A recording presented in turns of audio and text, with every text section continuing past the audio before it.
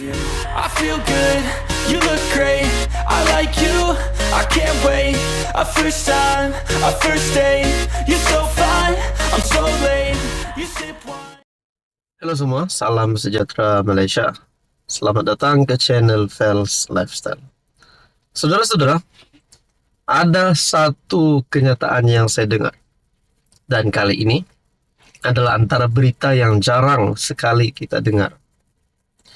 Akhirnya, antara pemimpin besar di dalam kerajaan perpaduan, di dalam gabungan PH, BN, GRS, GPS, rupanya ini satu kenyataan Abang Jo ataupun Johari yang pasti mengejutkan ramai kepimpinan politik termasuk Tun Dr. Mahathir.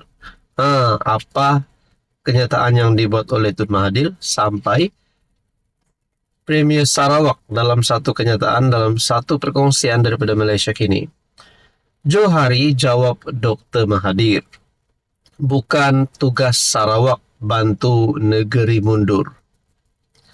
Tanggung jawab kerajaan Sarawak ialah membantu rakyatnya untuk meningkatkan pendapatan, kata Premier Sarawak Tan Sri Abang Johari Tun Openg. Beliau berkata, walaupun Sarawak kini disenaraikan sebagai negeri yang berpendapatan tinggi, bukan tanggung jawab negeri itu membantu negeri lain yang mundur. Kerana itu tanggung jawab kerajaan pusat. Sarawak kaya sebab kita mampu menguruskan ekonomi kita dengan baik. Usaha kita belum habis lagi, yaitu untuk menaikkan pendapatan isi rumah rakyat. Sebab itu kita majukan kawasan luar bandar terlebih dahulu. Ada pepatah orang putih berbunyi, charity begins at home. Orang kampung kita masih ada banyak masalah. Jadi kita tolong orang kampung dululah, katanya kepada pemberita selepas merasmikan persidangan Pelan Induk Kelestarian Sarawak di Kuching. Abang Johari berkata demikian ketika diminta mengulas kenyataan bekas Perdana Menteri Tun Dr. Mahathir Mohamad dalam wawancara dengan sebuah portal berita semalam. Ini yang kita mahu dengar. Bahawa Sarawak harus membantu negeri yang mundur untuk membangun. Dalam wawancara itu, Tun Mahathir berkata, Sarawak yang kini mencapai status berpendapatan tinggi seharusnya membantu negeri yang mundur untuk membangun. Beliau dipetik sebagai berkata, Malaysia merupakan sebuah persekutuan dan negeri yang lebih kaya mesti berkongsi kekayaan dengan yang lebih miskin. Sementara itu, Abang Johari turut memberikan contoh saiz negeri Kedah hampir sama dengan kawasan Baram, kawasan pedalaman utara Sarawak. Namun, peruntukan bagi setiap negeri adalah hampir sama. Bagaimana anda boleh menyamakan Sarawak dengan Kedah? Sedangkan kita lebih besar, banyak sekolah kami dalam keadaan uzur dan Sarawak terpaksa menggunakan dana sendiri untuk membantunya. Oleh itu, saya tidak ingin mengulas lebih lanjut tentang perkara ini berkaitan dengan pendapat Mahathir, kerana rakyat kita sendiri masih memerlukan pembangunan. Wow, ini satu kenyataan Premier Sarawak pasti mengejutkan Mahathir. Tidakkah Mahathir sudah memikirkan perkara ini, sedangkan beliau pernah menjadi Perdana Menteri sebanyak 2 kali. Adakah Mahathir main lepas cakap saja? Menjadi persoalannya. Ataupun mungkin Mahathir dah tak boleh ingat dengan baik. Mungkin ada yang kata Mahathir dah nyanyuk. Tapi saya tak katalah Mahathir nyanyuk. Cuma saya juga agak tertanya-tanya, adakah Mahathir sebagai bekas Perdana Menteri, sebagai negarawan, tidak berfikir dengan apa kenyataan yang dikeluarkan melalui di dalam perkongsian daripada artikel ini. Saudara-saudara, apa komen anda? Tontonan beban yang amat dihormati. Ini satu lagi berita yang pasti bagi saya mungkin ada agak memalukan sedikit. Adakah sebenarnya kepimpinan pembangkang ini takut dengan Anwar Ibrahim?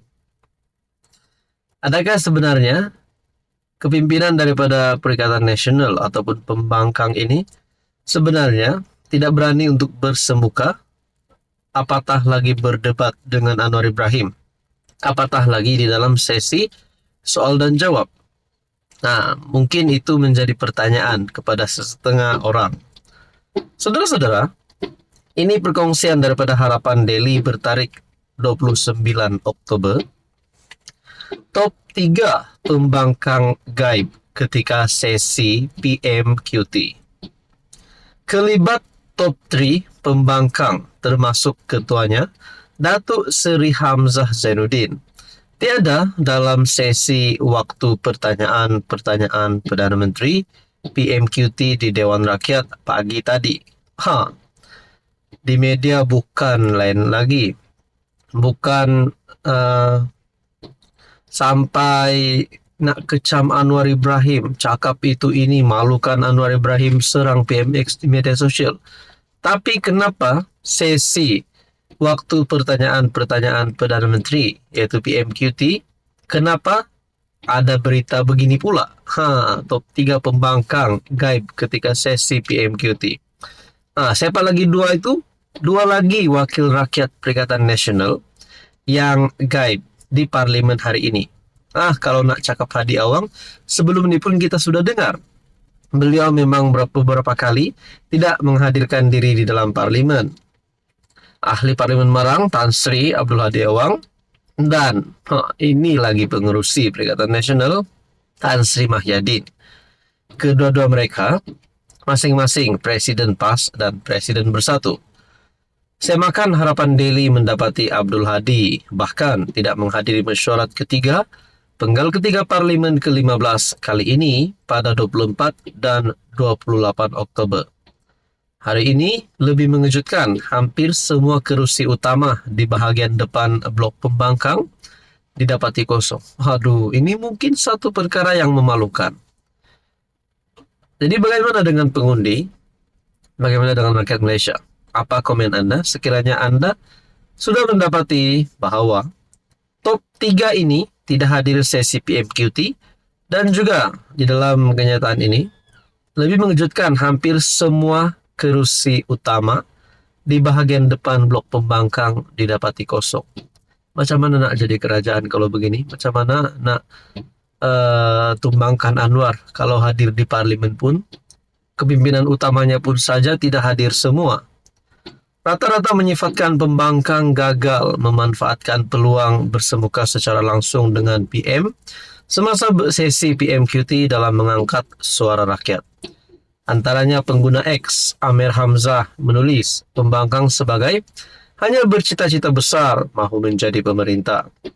Ada juga berpendapat jika berada di barisan belakang dalam blok pembangkang, pastinya malu setiap kali hendak berhujah melawan PM.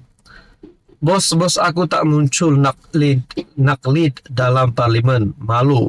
Tapi itulah pembangkang tiada otak, kecam Draft Ramon.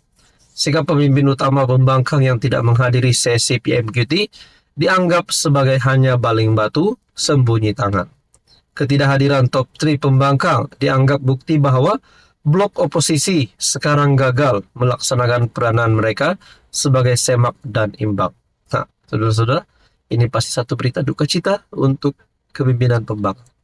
Jadi rakyat Malaysia, Anda boleh tahu siapa yang terbaik dan siapa yang mungkin tidak layak untuk jadi kerajaan selepas ini. Apa komen Anda?